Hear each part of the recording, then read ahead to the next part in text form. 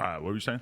I was kind of trying to figure out if. So I have a podcast now and do social media, but I know that my audience, which is just like weird misfit kids, are all on YouTube. And so Right. I started up a YouTube channel. And is the mantra of YouTube pretty much Consistency. yeah, just post shit, don't care about numbers, don't read comments, just keep posting, build audience?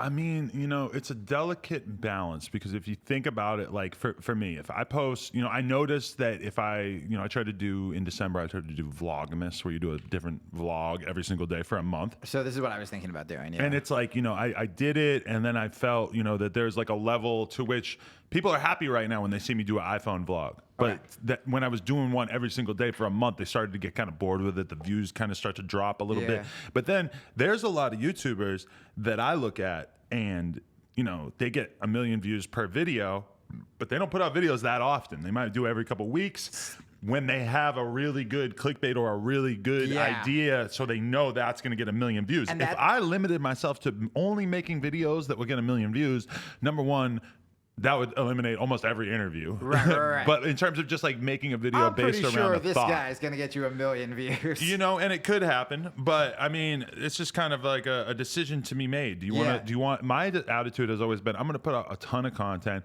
and unfortunately, a lot of the stuff that I think is the best is the stuff that does the lowest numbers in terms of like the best conversations. Dude, every time I do a bit on the show that I'm like, this is the fucking funniest thing I've ever done. No, it's just for me. Really? Nobody responds. Yeah. But I think it's ego too. Like for me, it's ego, and not in a cocky way, but in a self-hating way where, one of the videos at the top of my channel, it was like when I was on TV and I was like, fuck the church. It was this like massive gay rights thing. Sugar Ray Leonard was in the audience. Like everyone was like cheering, and it was like, I think it's like 900,000, not even a million, almost 1 million. Okay. And then I posted like something from my podcast, just like a random clip, and it was like 80 views. And right away I'm like, I'm fucking garbage. I'm a piece of shit. That's why I'm wondering, but if your goal is just not to, because I think a lot of people, not you, but a lot of people use YouTube and social media. I used to do this just for validation. Just I have a shitty life and I want to get likes or retweets or thumbs up or whatever.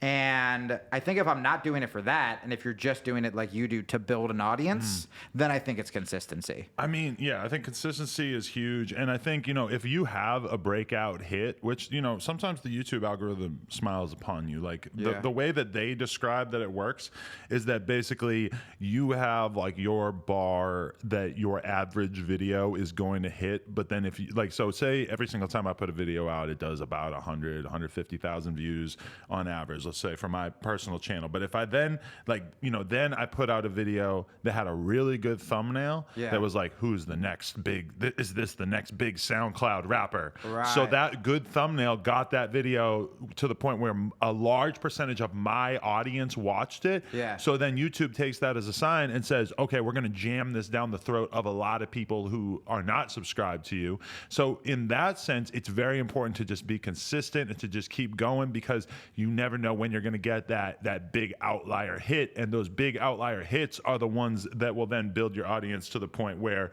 you're going to be able to put something out that maybe is not so obviously entertaining. Like if you want to look at PewDiePie, he is the ultimate example because he has a huge following and he does these weird jokey inside joke fucking thumbnails, but still does like at least 5 million views a day. God, it's fucking crazy. Well, That's the grail. It's the thing with art too. I don't know why I'm being like, if someone asked me as like an artist, as like a musician or a comedian or whatever, if they asked advice, I would say just don't try to do what you think other people want, right? Because then it just ends up being like watered down garbage, or maybe it'll fly for a little bit before people catch on. Right. But then I sit down, I'm like, all right, I got to start a YouTube video, and I'm like, what would people want? I'm like, fuck, man. Like, because when I was the most popular, it's when I was just screaming at people on Twitter, and I'm desperately trying to avoid that. But it's like, that's the shit that like.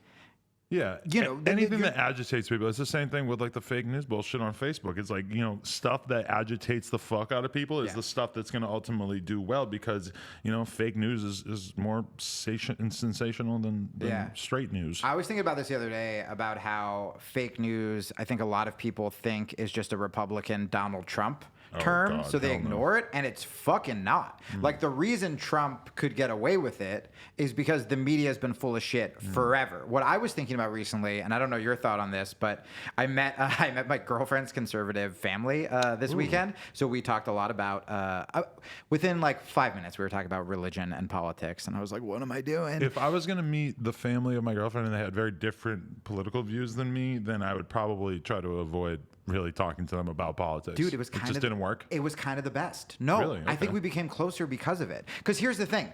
I knew if you told me you're going to be in a room with two Trump supporting gun owners, like dad works in oil, it's literally like a fucking laundry list of people who wouldn't like me. Like, I've hung out with Noam Chomsky. Like, Republicans don't like me. You know what I mean? And like, if I had a gun, I would shoot myself. Like, it's awful. And, so if you were like, you're going to go in a room with those people, I'd be like, well, I guess we're going to fucking fight, or I guess we're going to argue. But all I knew about them before is that they are incredible parents. They love my girlfriend. My girlfriend respects them more than like anyone on the planet. And so knowing that they had the same values as me, it was a really interesting, and this is what I've been learning on the podcast, like, because I have conservatives that listen to the podcast, which would have never happened to me 10 years ago. And if you come at it not assuming everyone with different viewpoints is a fucking Nazi, and you're like, hey, you love your family, I love my family, but we're just going about it in a different way, then you can actually have a really good conversation. Now, if you're a fucking bigot, if you're like a racist or whatever, then there's no conversation. It's we're enemies. But there's a conflation issue because nowadays everybody fucking, if you voted for Trump, which clearly a large percentage of the country did, then to a lot of people, you're just Nazi. And that's kind of the conversation killer because those people aren't interested in having a conversation with somebody who voted for Trump. For myself, I don't have an issue with that. I feel like I don't have this like built-in animosity towards conservatives. And I feel like a lot of people who are kind of on the leftist side of the aisle kind of look at me as like a alt-right adjacent figure in a sense, just because I don't specifically like denounce Trump that often, they're I guess. alienating. Who's that dude who the last time I was on the show tweeted, and for some reason I had him blocked? Keemstar. Yeah. So he tweeted something fucking great today where he was like, you're alienating the independents. Like when the left is, I forget what it was in regards to, but whether it was censorship or cancel culture or whatever, I'm sure it was something like that. So we should talk about that specific issue that he's talking about. I don't know if you're super clued in about this, but there's this dude, Carlos, and he does videos for Vox. Yeah. He's that little meek glasses guy that is, talking about all these socialist topics on Vox. And he went after, there was like that conservative Steven Crowder. Steven Crowder has been making videos basically like debunking whatever Carlos is saying or whatever Carlos has going on for years, apparently, according to Carlos. Was he dropping the F-bomb? I don't believe dropped the F-bomb. I think that Steven Crowder is somebody who's very, very smart about exactly what the line is on YouTube. So, he sells shirts that says socialism is for fags, but then it's like F asterisk GS, you know? Just to throw some confusion in the mix. But I mean, I think that it's kind of I'm going to have to take my position here because I think what Carlos is advocating for is deranged. So what's he advocating for? He is saying that because Steven Crowder has, habitually responded to his videos, and in those videos, Carlos is choosing to focus on Steven Crowder having used some sort of homophobic language, like he's called the probably the most damning instance was when Steven Crowder referred to him repeatedly as a lispy queer. Interesting. So did he put an asterisk for lispy? It wasn't. No, it wasn't. It wasn't in text form. It was just like on his show or whatever. Yeah. And then Steven Crowder's argument is: you call yourself gay. You call yourself queer, you use all these terminology, all these terms or anything. It's not like, and I think that's why Crowder is so smart about how he handles this, because he's very careful to be able to, sort of skirt around pure hate speech, which is something that, is when you look at like what Milo was saying, Milo didn't last that long because Milo quickly went over the edge. Right. He tried to be like the kind of like gay, like ankle tour or whatever. And just went way above and beyond. I mean, it's so hard. I mean, it's not hard. The bottom line is if you support free speech, it's easy to support your own free speech, right? It's easy to like talk a big game about free speech when it's shit you agree with. But if you support free speech, then you need to support the free speech of people who disagree with you.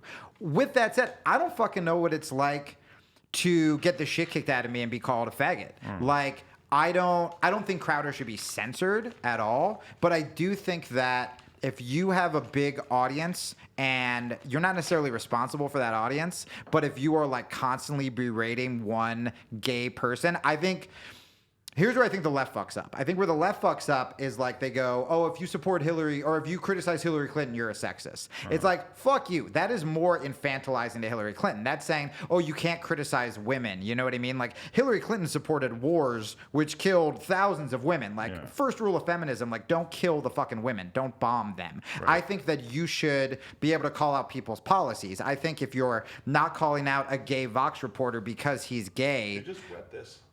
I don't think that's accomplishing anything. But it's also like Crowder's a smart, funny dude. Like you can also probably be better than just like cheap gay slurs or whatever. But no fucking way should he be censored. I haven't actually dove in. What I want to do is go watch those videos that Carlos is complaining about to see what percentage of them is actually homophobic, because I think that that's relevant. What it seems like from the outside is that the Carlos dude is basically, he wants to censor Crowder by any means necessary. He's pissed off about the fact that Crowder keeps putting out videos where he basically dismantles this guy's ideas.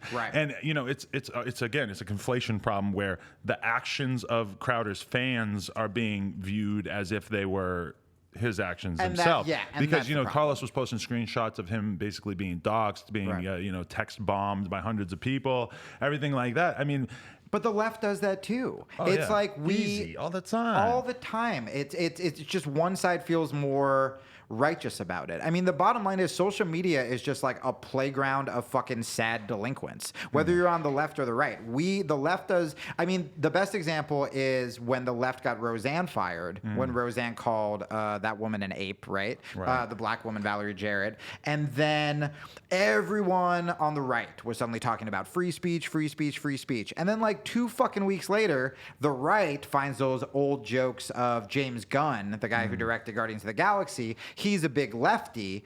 And then suddenly everyone on the left who was going after Roseanne was like, oh, free speech. It's like, you guys don't have fucking principles. You don't have values. You just want to go after the opposite person's team. And that's when it becomes, that's when you don't get to have conversations with people like my girlfriend's parents, right? And you don't actually get to see how much you fucking agree on and how many overlapping values you have, because you just want to shit on the other team and nothing will get accomplished. And the Carlos guy, like, I just don't understand what he's advocating for that could really be anything besides just like brazenly anti-free speech, because Crowder at the end of the day is really just, I believe, I haven't seen these videos in context, but he's essentially critiquing his ideas with a little light homophobia mixed in there. And I'm not in favor of the light homophobia, but at the same time, it's like, what is the line? Because YouTube is would be setting a really dangerous precedent if they were to say, okay, Steven Crowder, we're going to get rid of you and your channel with 3 million subscribers because you said Mexican. You called this guy Mexican. You called this guy gay. You called the Mexican guy Mexican. Have you gotten shit from YouTube? Because I know there's a lot of the like sort of like Dave Rubin, Jordan Peterson, like center right type people who claim that they've like had videos like more controversial, more right wing videos get like demonetized and stuff like that. I mean, like my videos are very rarely political at all, so that's why this good. Shit's getting 1 million, baby. No, but you know what I did notice is that last video that you and I did, I gave it the good old fashioned clickbait title of like reformed feminist talks about getting canceled, et cetera, et cetera. No ads. That was immediately age restricted and everything, so that the views on that video, once they take the ads off, once they demonetize it, the view count is essentially frozen. So your video, I think, got to maybe like 40 or 50,000, but basically that means that it's not going to be pushed out to people more than it already was to my existing fan base, you know, which is kind of scary because that is the kind of title that I could see easily going viral on the old YouTube. Or if I had named it something that had been able to artfully avoid the kind of thing that they're looking to make sure that people don't click on, you know, then it probably would have you should reverse it and you should name this one "Former Sex Predator Becomes Male Feminist." Oh God, you put sex predator, you're demonetized. All right, It's fair, over. fair. Yeah. See, this is why I need your help with my YouTube channel. No, yeah, it's a challenge for sure. Yeah, but I'm just very interested to see how the situation plays out because now, yeah. what's his name? Fucking Carlos is going after the advertisers. So that's going to be interesting to see. He's trying to start another adpocalypse right now. That's what's going on. And I mean, that's going to make him the enemy of Even the when YouTube I was community. on like the very left and I was calling for people to like, you know, apologize about things they said and blah blah blah. Whenever they targeted the ads, that always scared the shit out of me. I mean, that's what's cool, and that's why like I don't even want ads for the new podcast is starting to do great just on donors alone, and I like that. I like that like I've had people be like, we're going to target your sponsors. It's like, have fun, motherfuckers. No one wants to sponsor me. I don't have fucking sponsors, and like I do like that freedom, but it is really scary. I mean, it's the equivalent of like, we're going to tell your parents, you know?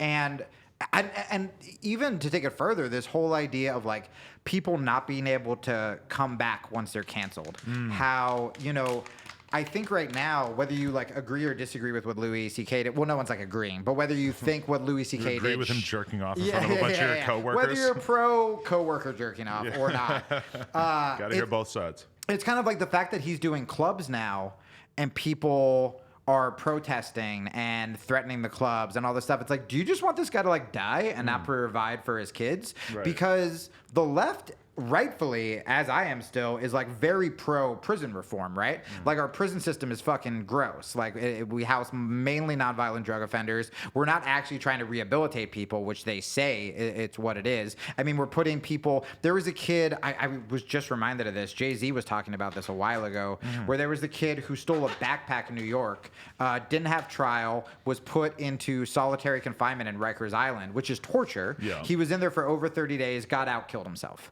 And so we're like literally torturing people in prison, right? So one of the reasons that I still consider myself liberal is because I'm against all of that shit. I think that's really bad. However, it's very ironic that the same people who are against prison and, you know, want like murderers to have a second chance and all this stuff, think if a comedian jerks off in front of someone, he should just fucking die in the sewer. Like, at what point, if now we are canceling people based on public opinion, not on trial, it's not like Harvey Weinstein, not like Cosby, not like someone who like raped someone and was tried.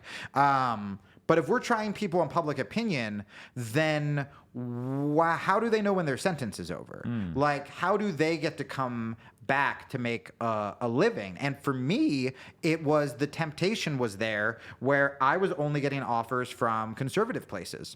Where I was offered like a book deal to like write essentially the like why I left the left, and I'd be fucking rich, and it would be really really nice.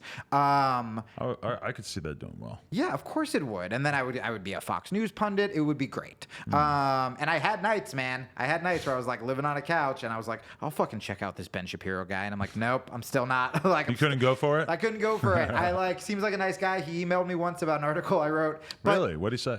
he said LOL. He liked it because I think I mentioned him. It was the You one. were shitting on him. No, Oh, no, you're no, right. no. Oh, Oh. no. I wish. No, it was the one where I was talking about when I used to be like a douchebag social justice warrior on Twitter. Okay. And so, and he saw I got called transphobic for it, even though I didn't mention trans people in the article, because really? that's how the internet works. But I think that that would have been easy, right? Lou, you got a lighter? Grab one from And the like front. that's kind of your only path to redemption. Like if Louis wanted to like come back in a big way right now, if he just went fucking full conservative and even more offensive than he was, like he would make a really good living. And I think he still will. I mean, you could kind of argue that he almost has because I've seen some quotes from some of the stuff that he said during, there's Like been the times Parkland where, shit? I forget exactly what it was, but it was pretty hardcore shit. But he always did that. Yeah, like okay, if that was you always like kinda watch him, like yeah. his whole catalog, Right. he's always done that. But the fact that it's like my biggest chance for a quick redemption, like make money, get to go start a family with my girlfriend, have a nice life, would be to go full conservative instead of just being like, no, I'm still liberal, but I think what a lot of people on the left do with censorship, with cancel culture, is bullshit. And I think there is a big audience for that. I think there's a lot of liberals, like Keem was saying, like there's a lot of independents, there's a lot of liberals who are being pushed away by the left, but they're quite frankly like afraid to fucking talk. Right. Like I've had people recently who used to listen to me when I was super progressive, like send me like secret Facebook messages being like, hey, I thought what happened to you was bullshit and like I still support you and whatever. But it's like 5 fucking years later and like in a hidden message. It's like people are terrified of the mob right now. I'm terrified of getting looped in with those kind of people. And really, when I say those kind of people, I feel like that Gay blanket Mexicans? statement. Just kidding. Don't censor us. Those are the types of people who don't give a fuck about you and are just going to run off on you on the most bullshit ass stuff. And that's why, you know, through my canceling, I realized really who fucked with me, and I realized what type of people fuck with me, and I realized that it was much more street level people. And I wouldn't say street just mean rappers and stuff, but you know, all the skateboarders and BMXers and the people that I really like came up around who never even considered for a second like writing me off or not wanting to fuck with me just because of some unsubstantiated bullshit.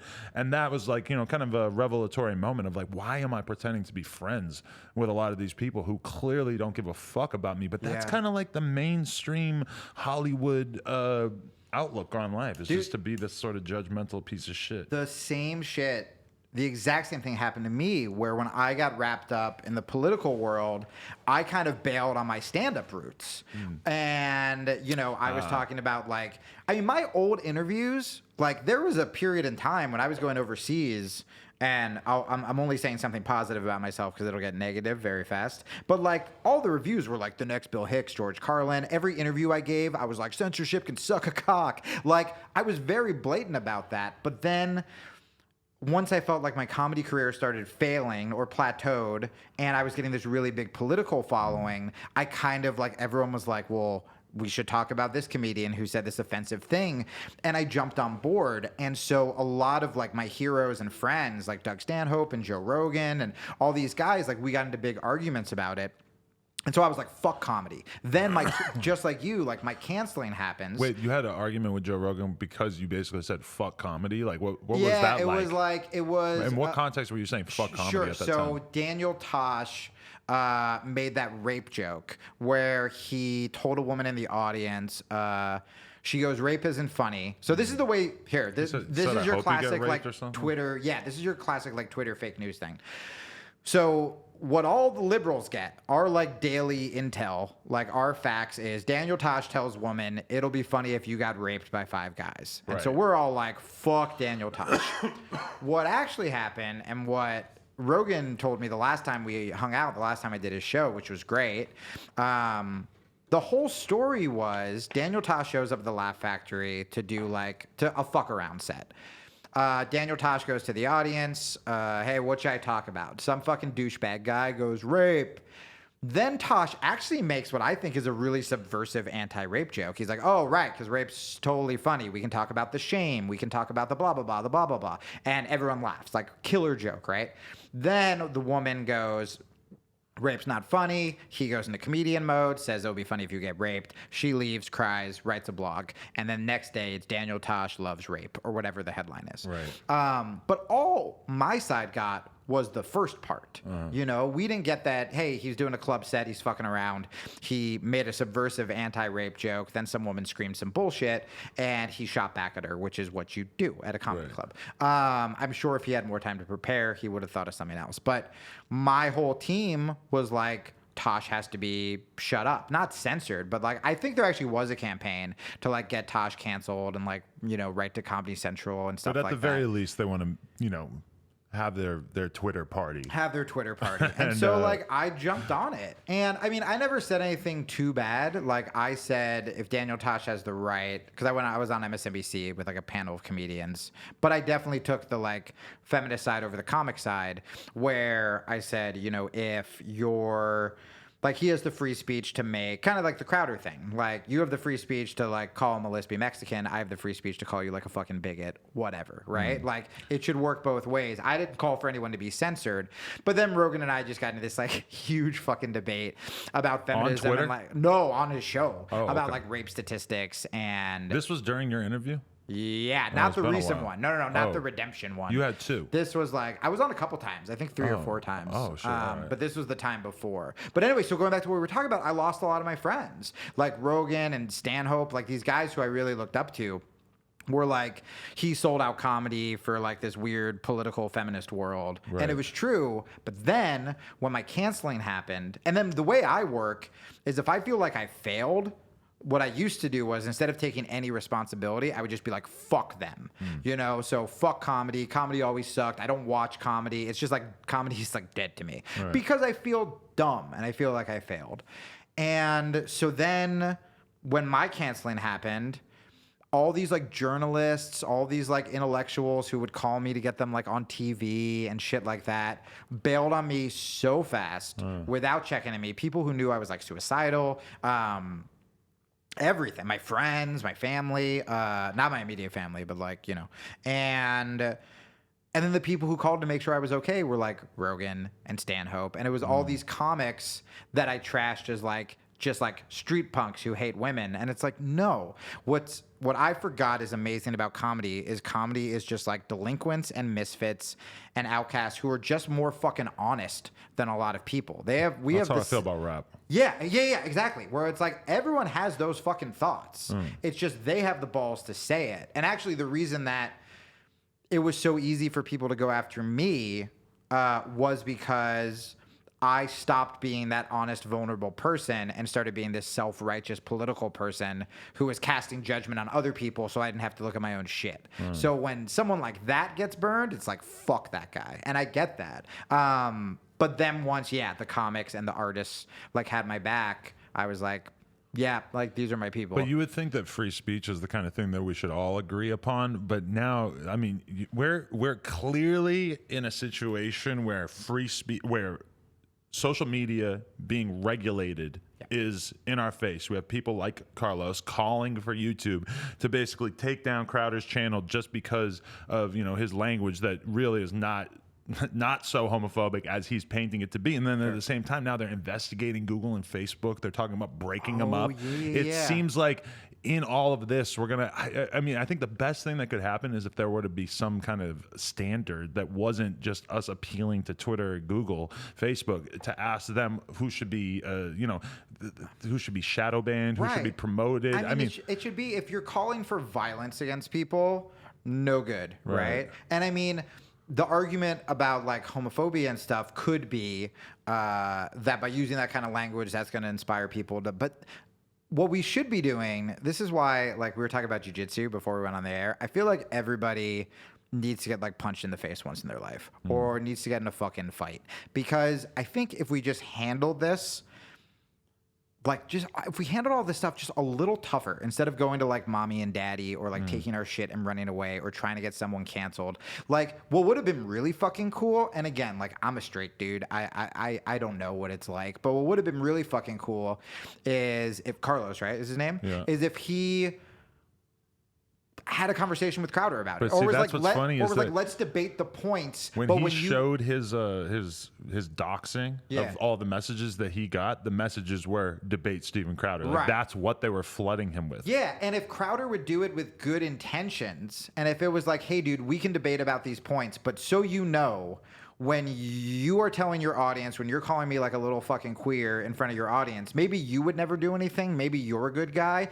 but now I'm getting, you know, fucking tweets being like, I'm gonna kill you, faggot. But then it's clear that our standard for what should be allowed on social media can't be that it might happenstance inspire a doxing campaign or some harassment campaign, because at the end of the day, you have to accept that Steven Crowder being willing to have his opinion is okay. Like it's okay for him to have his opinion, and if it's going to inspire some people to talk a bunch of shit and have a whole bunch of hate, any public person like that Carlos dude is he's on the fringe of even being like a celebrity or anything. I didn't know who he was until this whole thing happened. I noticed that when I first started looking at his Twitter that he had 80K and he's now at 100K. So at least this has benefited him in some way. Well, and that's the thing too, where like I used to do this, where like, again, progressive, my old progressive disclaimer, I'm like a straight white guy, but anytime you play, or even me, when I tweet something about my depression or my suicide, like, oh,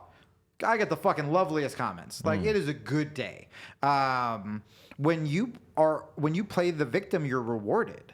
And like, look, minorities have it way fucking harder than white dudes in this country, right? There's a reason, like there is institutionalized racism and there is systematic oppression still, and those are things we have to talk about. But I'm talking about on an individual level, on Twitter, on social media, you are kind of rewarded for that. Like, there was definitely a part of him that knew his shit would blow up. Oh, yeah. If he did that. He knows exactly what emotion he's trying to elicit in people. Yeah, and I would much rather him and Crowder have the conversation. I mean, I think it would be fucking cool if Crowder was like, you know what? Like, if he saw this and if Crowder bounced back and was like, you know what, man? Like, if that's all that was upsetting you, like the language I used, I'm so confident in my debates that I'm going to stop that language entirely and I'm going to dismantle all of your arguments. Carlos is not. He wouldn't be willing to go do a debate with fucking Crowder because in his mind, his well, he won already. His out is going to be, I'm not going to debate you because you're a bad actor and you're not acting with good intentions.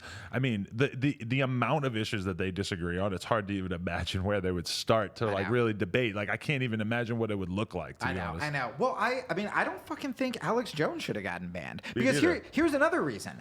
If, let's say Crowder's a homophobe, you don't right? know this? No, I'm good. The last time I did, all my thoughts went out the window.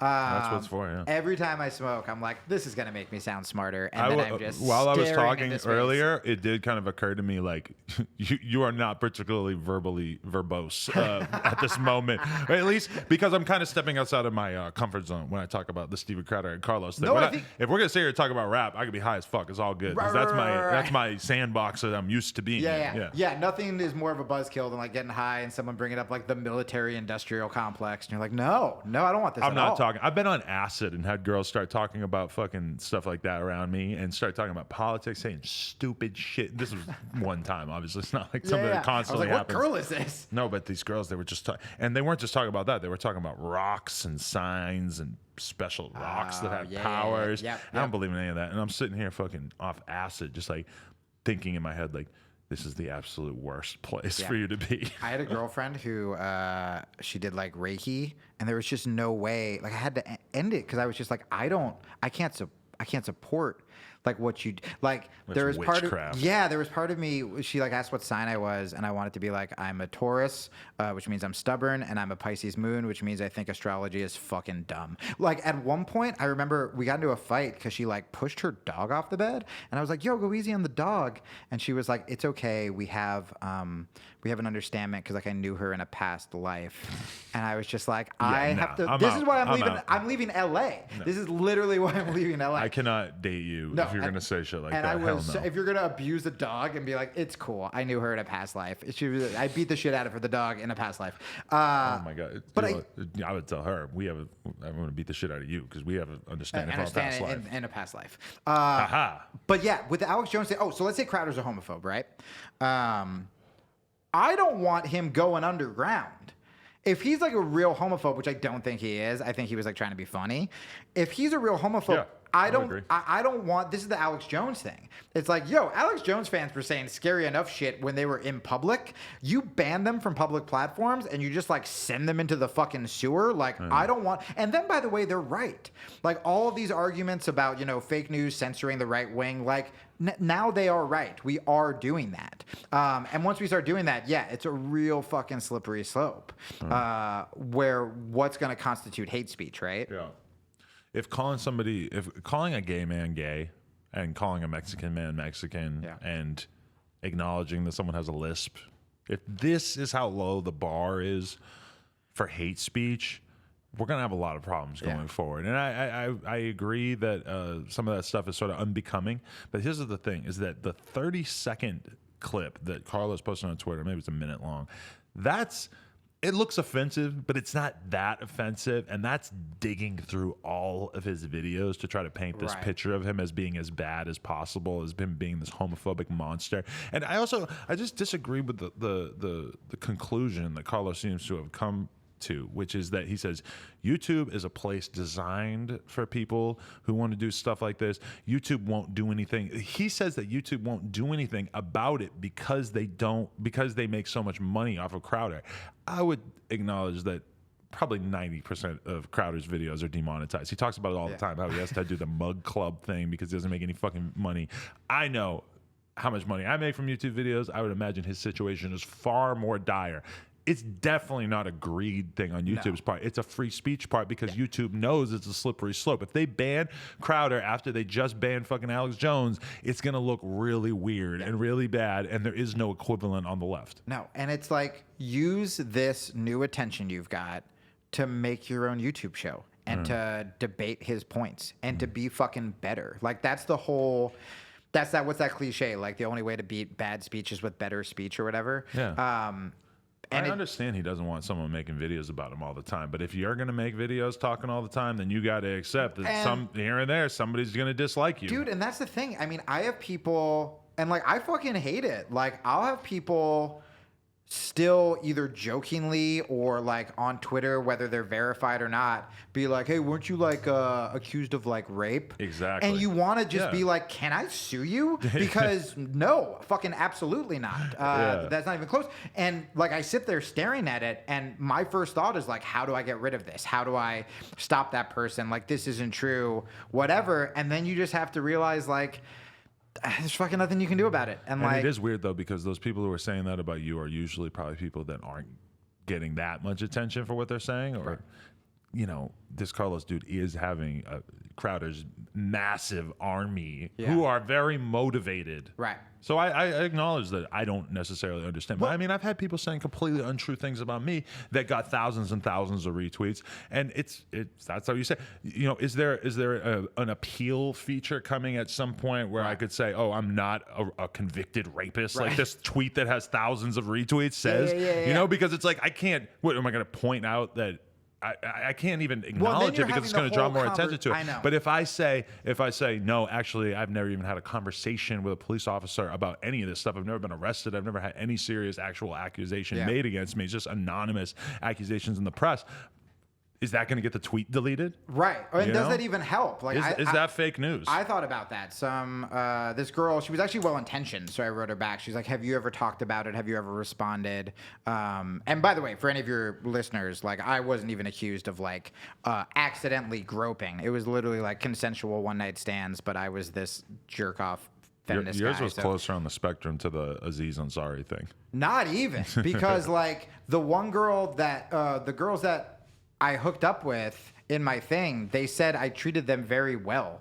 Like you ate their pussies? The one girl, what's that? You ate pussy? Of course I do. I'm not a monster. Dude, my fucking... With a stranger? Look, listen, here's advice. I used to do that. This is my advice for women. Find a needy guy, because I will die down there before you don't come, just because of my, like, sad, vacant hole in my heart. Like, my tombstone will literally read, like, cool, but you came, right? Like, that's gonna be, like, it. You have girls like, stop eating my pussy. You're doing too much. Let me suck your dick. Be a fucking man about it. Yeah. you get head for like 30 seconds. And you're like, let me eat you out again. I feel bad hogging you. My girl does that. I'll start eating her out for 45 seconds. She's like, let me suck your dick again. Like, I can tell that she just doesn't want, like, she's kind of like shy. She would rather give than receive the attention, you know? And I'm like, you got to relax. You got to just lay back. I have those conversations too. I'm like, you should learn to fucking enjoy it. That's going to be taken out of context and sound like rapier than I meant it. Learn to enjoy it. Yeah, it's inevitable. But fucking you... But yeah, so this girl writes in, and you kind of just... Sometimes defending yourself almost makes you look like... Not guiltier, but like defensive. Like, I remember before I went on Rogan's, I was talking to some of my friends about like what I should say and what I shouldn't say, because I also didn't want to like start trashing women. I've been in that position where I have a lot of I think most of the listeners on my podcast are actually women, but every once in a while you'll get like, I'm sure you get this too, like one dude like lurk out of the bushes. He's like, bro, big fan. You're like, oh, thanks, man. And he's like, we gotta fucking shut up those whores, right? And you're like, nope, I don't want you on my team, dude. Like, you don't want to go that route. And I remember I was talking to one of my friends. I was like, I almost want to like list like the amount of women I've been with where like this shit didn't happen, or talk about like the amount of women I've talked out of fucking me is like absurd, where I'm like, you don't want to do this. But even that stuff, as funny as it is to me or true as it is, it just makes you like look defensive. So you just kind of got to do what you do, where it's like, this is bullshit. I'm not talking about it. You don't want to jump into the fray when there's no real incentive for you to do so. Like, this is the first time I've talked about the Carlos and Crowder thing, because I thought about tweeting about it, but then I just, I'm thinking about, I'm like, do I want to get destroyed on Twitter for the next couple of days? Do I really want to submerge myself in this big fucking debate? Because I already see Carlos talking about Keemstar because Keemstar said something negative about him. Yeah, it's like, they're clearly not above coming for people who are going to defend the guy. And the last thing, this is like an image issue for me, it's an optics issue, is that the last thing, I agree with Crowder on a free speech level here. I think that his platform being censored would be a tragedy in a free speech sense. For sure. I don't agree with Crowder's politics on a large majority Pretty of much things. everything. Yeah, but the last thing I would want to do is be, because if I go out there on Twitter where so much context is lost, I'm going to be conflated with, this guy who's like, in a lot of people's eyes, a white supremacist, and especially as a person in hip hop, it's a very, very awkward, weird position. That's not my brand that I'm coming after. Is to be like the white supremacist, the one guy in the rap landscape who has who wants to defend Steven Crowder. It's like, do I really want to put myself in that box? But from a free speech issue, I'm looking at it like, I feel like almost everybody, if this situation were explained to them in a hip hop sense, would look at that and say, of course, this guy's channel shouldn't be fucking deleted. Well, look at the shit like Eminem has said. I mean, look, here's the thing. You want to live in a world where, especially artists, can say whatever the fuck they want, or we're done. The thing that gets me through the fucking day, because I have to be on Twitter to promote the podcast and stuff like that, but what gets me through is there's an article in the New York Times that said pretty much like the majority of people are not on fucking Twitter.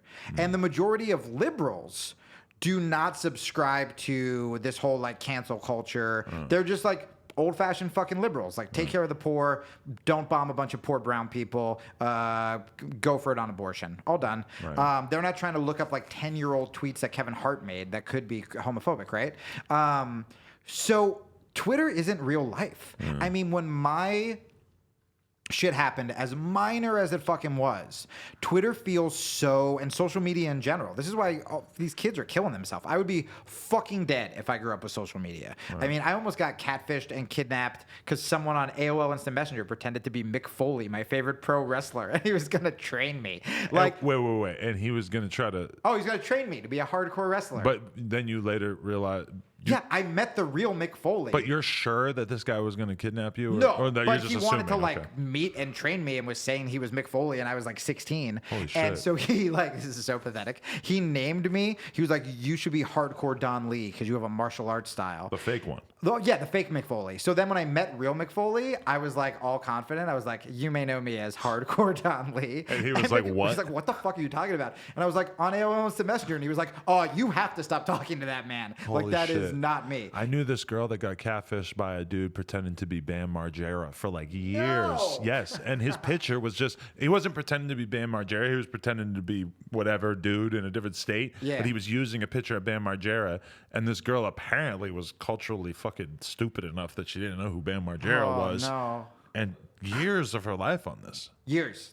I mean, she told me years. That used to be a huge fucking thing, like especially in like AOL, like age, sex, location days.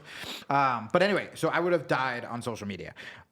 When my cancel thing happened, I mean, pretty much every time, even when Republicans used to go after me, anytime I would get a Twitter storm, I would like walk around with like a hoodie and sunglasses like I'm a criminal, because you just think that it's real life. Because when you think about it, like we take Twitter everywhere, right? So if I'm on a date with my girlfriend and I choose to look at my phone, a stranger is calling me like a cuck while I'm at dinner with my girlfriend, or someone's calling me a faggot while I'm trying to take a shit. Like, you're literally inviting it into your world, so you feel surrounded by it. And then you go outside and everyone's just fucking nice. And I feel Twitter is actually almost conscious of this dynamic where it's become such a nasty place that such a huge majority of people don't feel comfortable on it. Yeah. That it feels like, yes, there is a lot of like high level dialogue taking place on Twitter between people who are sort of like extremely well versed in this world and everything, but also a huge percentage of people just feel like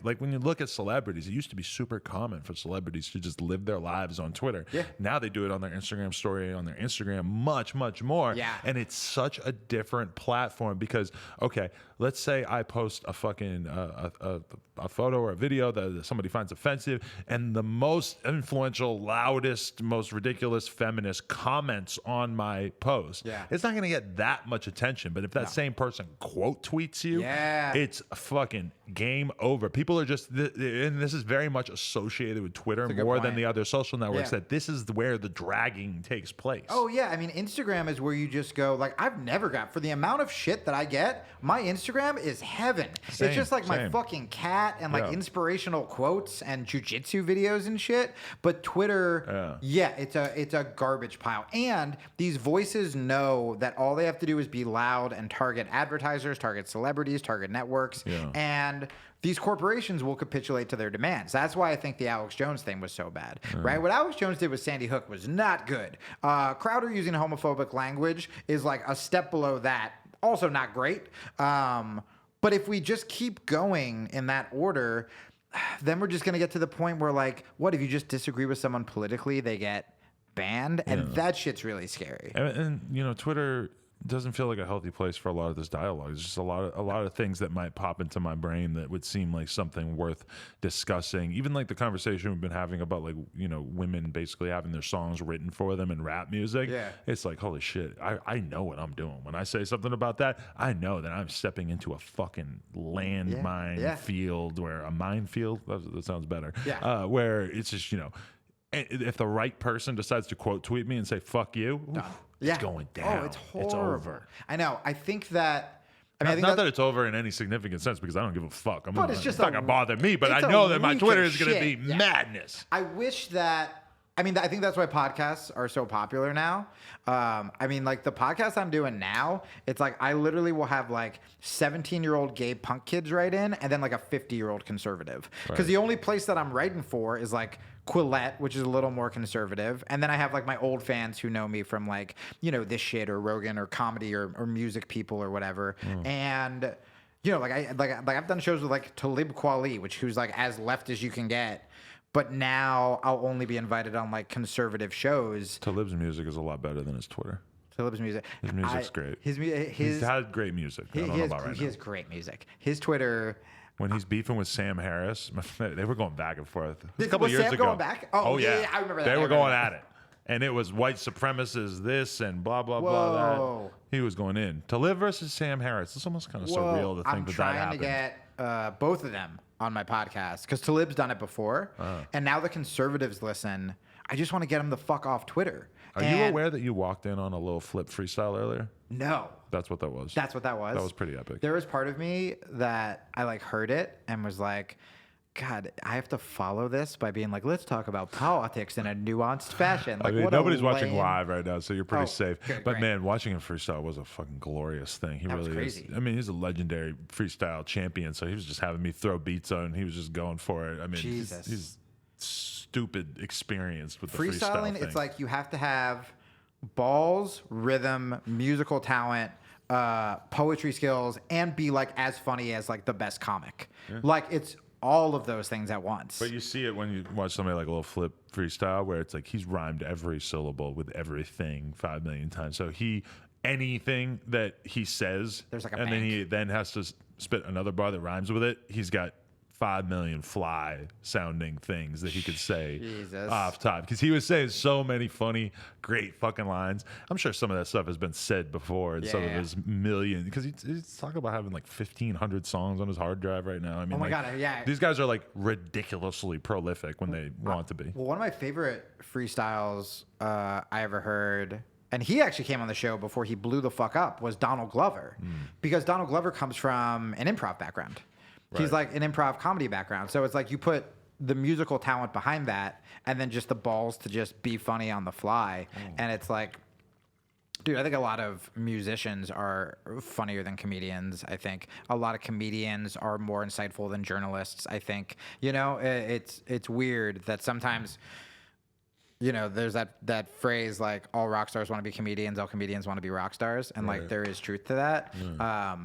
That's why I wish I was watching Jay-Z last night on Dave Letterman's Netflix show. See, I gotta watch that. I heard a lot about it. Really fucking and the good. Kanye thing too, yeah, right? so I watched the Kanye one first, and That's big. Man, liberals turned on that guy fast. You remember when he was like our fucking hero because he said really can't say I blame him either, man. He's fucking gone above and beyond. You got to watch it because I'm he dying to talks see about it. mental health, which I think is really important. And I also think that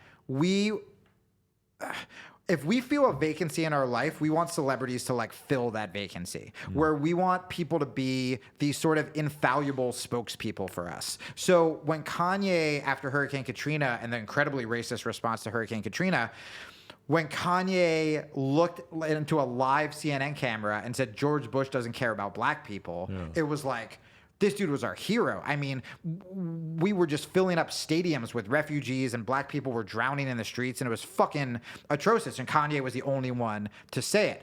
Then the right gives him death threats. Him and his family essentially have to go into like fucking hiding, right? We praise his music. We love his music. Kanye is our black friend. And now people see him watching a Jordan Peterson video. I would say it's more the slavery comments and the Trump support more than anything. The Trump support, yeah, but also Did like... they catch Kanye watching Jordan Peterson? I missed that. Yeah. They found it in his browser. That's what I thought was the amazing. funniest over the Trump thing. Oh, that's great. Well, one, now you have Kim Kardashian like helping this organization get prison reform like in the White House. That's great. Yeah, she's doing the most for image repair that he's got at this point. I know she's so good at it. That's big. But then if you watch the interview, he's pretty much like... He compares himself to Andy Kaufman. Right. Which is a comparison I never thought I would hear Kanye say. But also, like, he's mentally ill. Like, he's legitimately bipolar. And liberals, the way people turned on him so fast, it was like, wow, you were really excited to attack, like, a mentally ill black guy. Like, it was, like, almost like they had, like, free reign to do it suddenly. And they just, like, fucking unleashed on him like he was making policy, like he was Donald Trump. And by the way, like... I wouldn't, but like black people are allowed to support Donald Trump. Fucking gay people are allowed to support Donald Trump. But the black people largely don't. Like, I mean, I feel like if anything, there's a huge number of people in the rap community who really don't fuck with Kanye anymore, but don't say it. Oh, interesting. I know a whole bunch of rappers, like big, mega famous rappers. Because of the political stuff? That if you read between the lines and really like look at some of the things they've said or some conversations that I've had off camera or things I've heard from other people, Kanye, there's a lot of people who have nothing good to say about him now. They feel that he is 100% a traitor. That's what Jay-Z... it was an old interview that Jay-Z did with Letterman, but when Letterman asked him about Kanye's like Trump stuff, Jay-Z was like, Kanye's always been nuts. Right. Like Kanye was the one, he said something like, Kanye was the one who before he had a record label or a record deal was in the room with us standing on a table being like, I am a prophet or like some shit like that. Like he's always been fucking nuts. But I mean, I feel like Jay-Z, if that's his answer, he's kind of obscuring the initial point because in the same way, he doesn't want to make a confrontational statement about Kanye. What he said was he was like, he goes to Letterman. It was funny. He goes, do you have a brother? Like, do you have any siblings? Yeah. And Letterman was like, yeah. He's like, do you have a brother that you fight with? And Letterman goes, I'll let you know when we're done. Like, essentially, like, yeah, of course I do. And Jay-Z was like, that's how I look at Kanye. But watch the interview, man. I mean, what I wish... Here's what I don't like. I don't like people who supported, because I don't agree with fucking Make America Great or Trump, and I'm not defending Kanye's slavery comments, like, at all.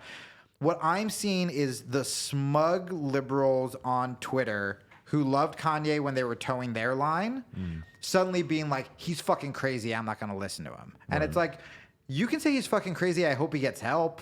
Like, or you can, you know what I mean? Like, when I saw Kanye, like, say some of that crazy shit, my first thought was like, I hope he's okay. Yeah, I think crazy is a pretty fair word to use for him, though, to be totally honest. Yeah. I'm really interested in the whole Kim Kardashian thing because if you look at it, her side in it, because her image, like my mom. My mom don't know shit about shit. My mom's like 68. But my mom has said negative things about Kim Kardashian to me because in her estimation, in her view, Kim is, just famous for, being naked, getting piped out by somebody's sex tape, stupid ass reality show, whatever. All the most cliche things people say about I really Kim. hope your mom used the term piped up. She probably didn't say piped out by Ray J, but she, she doesn't care for Kim Kardashian, and then she's sort of, representative of what a large percentage of people might have as their opinion about Kim. Yeah. But I feel like Kim, with this prison reform stuff, if she stays the course, if she doesn't lapse back into sort of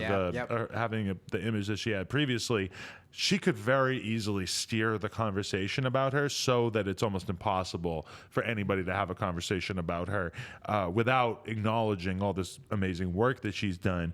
And that's, it's an interesting image repair project that I'm looking at her going into here. It would be fucking great. And by the way, we don't know what Kanye will do. We don't know, when Kanye gets his shit together, he could go the opposite way again. We don't fucking know. He's Kanye, I think, is going to go down as just one of those artists that we were always just kind of watching, being what the fuck's he gonna do, you know? And people can shit on him or say they don't give a fuck about Kanye, but they'll always read the article or they'll listen to the new album. Right. But yeah, I do think it would be a fucking bummer especially when we do have a president that pretty sure he's fucking racist, to have someone like Kanye defend him on the surface, yeah, that sucks, right? But if the reason he's doing it, Kanye, if he was I'm going to defend Trump because I got to build a wall to keep those Mexicans out, then it's all right, go fuck yourself. No, I saw an interview with him where he couldn't even identify any policy of Trump's that he actually agreed with. I think it's what fucking Keem said, where I think the left is pushing so many people away that I'm not going to go as far as Trump, but I'll tell you the reason that I have Jordan Peterson's book and I've watched a bunch of his shit because I was fuck the left. And they're calling this guy this horrible monster. And I'm I want to see what he's about. Then I go see what he's about. Not that bad a dude. And so then that makes me go, well, what else is the left fucking lying about? Or what else are they? And so it makes sense that it would go to Trump. And that's why I think that's going to happen with a lot of young men too. I think that if we don't have masculine good role models on the left and we're just telling every guy on the left they're toxic or they're the problem or they're the enemy or whatever, you need male role models. When I left the left, it was the first time I started listening to Rogan again, and hearing these Navy SEAL guys, hearing Jocko, hearing these tough guys be hey, get your shit together, be tough, take fucking responsibility. I was oh shit, or when I heard Jordan Peterson be you should make your bed in the morning. I'm a 37-year-old man, and I was I gotta fucking make my bed. I acted this was a huge epiphany to me. And then YouTube will be hey, if you like Jordan Peterson, check out Ben Shapiro. If you like Ben Shapiro, check out Trump. If the only guys saying manly shit are on the right, then Kanye kind of went down a path that I bet a lot of, especially young men, are going down right now. Yeah, definitely. Did you see that Susan Wojcicki, however the fuck you say it, the CEO of YouTube, that was part of some story that came out where basically her son, her teenage son, is a big Ben Shapiro fan. Whoa. And she's, she actually said that she would like to ban Ben from the platform. I believe this is the story. That it was her that she said that she would like to ban him from the platform, but he doesn't break the terms of service, so she can't. Which I guarantee is the same exact way that she probably feels about Crowder. Right? Yeah, totally. Yeah, man. If her kid is vulnerable, right, any kid could get got. It could be all right. And so I feel so this is the Carlos thing where I feel and what I think conversations like this that you are having are important. This is what I'm desperately trying to do on the podcast, where I think that if instead of trying to get the people you don't like banned, trying to fucking understand them or have intellectual counter arguments, I think is really important. I'm going to try to get Jordan Peterson on my show in a heartbeat. And I'm going to talk about the things I disagree with, but I'm not going to talk about it like a fucking self-righteous douchebag. Right. I want to know why he believes these things.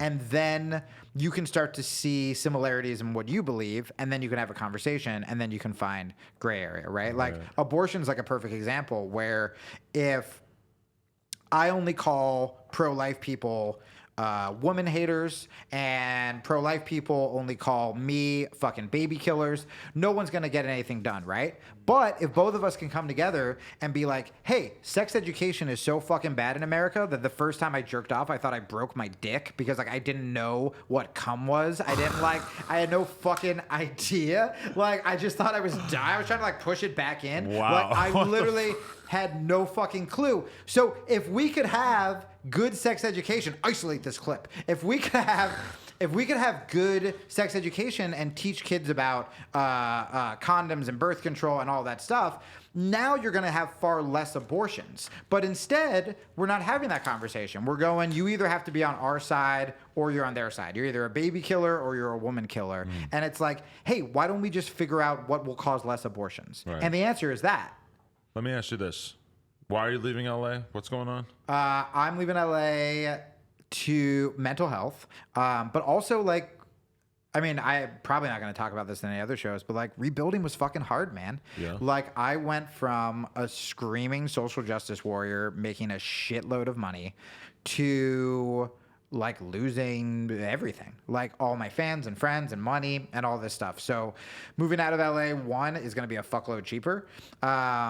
But it's also going to get me away from the noise. Like I made less art when I lived in LA. It was more, if I would go up at the Comedy Store, I would have to be like, I guess I got to do my good set because Rogan's here and all these people are here. Like I can't fuck around or try new stuff.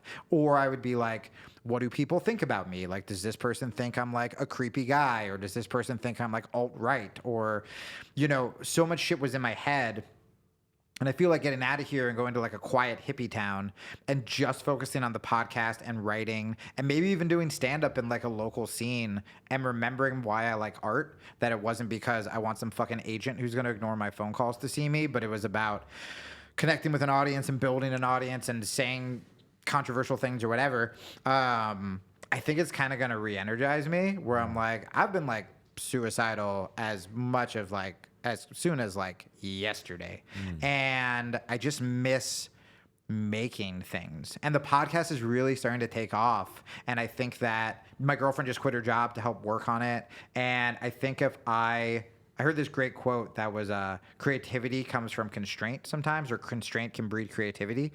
And I think that's true. I think if I'm away from the noise of LA and just in this like apartment like surrounded by like nature, I think it's going to force me to make stuff for the right reasons instead of make stuff and then be like, oh, are people at the comedy club going to think that's too right wing, or are they going to think that's too liberal or whatever? It's like I'm just going to make what I make and then put it up on YouTube and put it, you know, on the podcast and just do it that way. On the podcast, are you doing it with guests for the most Yeah, part? so that would be my main worry about moving anywhere besides LA, is that this is very guest heavy. So, I mean, what was cool about having guests in person is like I feel like me and you became friends, which maybe we wouldn't have over Skype, or like I just had Larry Charles, who directed like Borat and all of Sasha's movies, and like we became pals because he came to my like apartment. But I think for YouTube, Skype actually, until I could get this kind of fucking setup, like the Skype split screen looks better. Right. That's true. And like the quality is so much better than it is now. So the way the show goes is Monday through Wednesday, it's like a half an hour news recap, shitting on the left, shitting on the right, bringing people together, but it's short. Thursday is an interview. So we'll have like either like a controversial like IDW, like, you know, Jordan Peterson type on, and then like, yeah, I'm trying to get like Talib Kweli and like Sean King on. And everyone is talking to an audience knowing it's mixed. So instead of just my old show, which was preaching to the choir and just us agreeing with each other, we're actually trying to like find, as cheesy as it sounds, like the humanity in each other. So like last week I had this like fucking like radical lefty journalist on who has been called like an Iranian spy and a Russian spy by like Republicans and liberals. Wow. And she was fucking great. But then the week before, there was a woman who's known as right wing, because she was an ex-Muslim woman who was abused by her family, forcibly married off to an Al-Qaeda member who was bailed out by Osama bin Laden. What's her name? Yasmin Mohammed. Okay. And now she speaks out against radical Islam, but she's called this fucking right-wing Islamophobe. And it's like, yo, she was married to a fucking terrorist. She's allowed to criticize Islam. Right. And so it's been these fucking really interesting conversations. And then there's like a Patreon episode on Friday, which we talk all about like mental health and shit like that. But that's it. And the show's building like a really fucking cool community. And I'm only interviewing people that I like, or that I think we can like learn something from. So like David Frum, who like was in the Bush administration. Yeah. He's speaking out against Trump now, but he also wrote the Axis of Evil speech. Like, he wants to come on. And, like, I'm going to fucking criticize the war, but I'm not going to try to do this, like, gotcha shit. Right. Like, I want to know how he feels about it now. Like, as a human being with, like, a family. But I also think it's really good what he's doing now, like, criticizing Trump and the sort of extreme conservative. So, like, I think these conversations are possible to have. It's just not...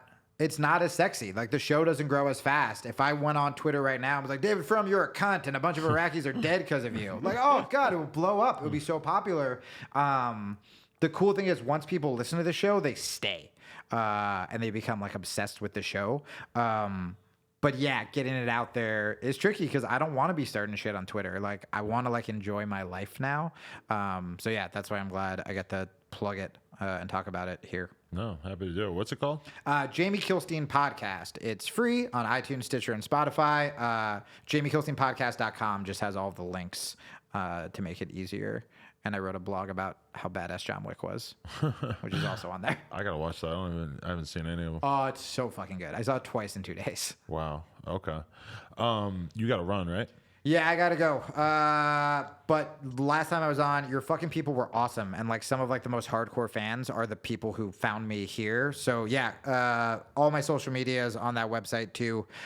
Twitter is just at Jamie Kilstein, Instagram the Jamie Kilstein. There's a Facebook, all that stuff. Cool. Hey, Thanks, man. appreciate you coming on, man. I'm glad I got to see you before I left. Yeah, for sure, man. I'll probably be in Arizona sooner or later. I'll hit you up. Yeah, let's do it. Let's hang out. All right. No Job Bear, coolest podcast in the world. Actually, I think I'm going to make this on this is the Adam22 show. So maybe I shouldn't say my usual outro. No, fuck it. Yeah, say both. Yeah. Adam22, No Jumper, Jamie Kilstein. Peace.